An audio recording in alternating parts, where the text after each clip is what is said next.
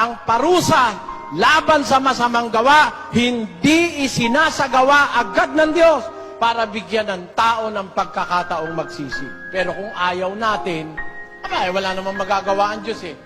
Ang darating tiyak, pakinggan nyo, sa Sefanias 1:18. Basa.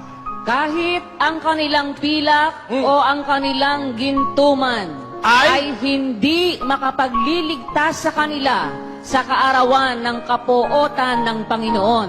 Kundi ang buong lupain ay masusupok sa pamamagitan ng apoy ng kanyang paninibugho, sapagkat wawakasan niya, oo, isang kakilakilabot na wakas nilang lahat na nagsisitahan sa lupain. Nakita nyo? Kahit ang kanilang pilak, kahit ang kanilang gintuman, hindi makakapagligtas sa kanila sa kaarawan ng kapuotan ng Panginoon, kundi ang buong lupain masusupok sa pamamagitan ng apoy ng kanyang paninibugho, sapagkat wawakasan niya isang kakilakilabot na wakas nilang lahat na nagsisitahan sa lupain.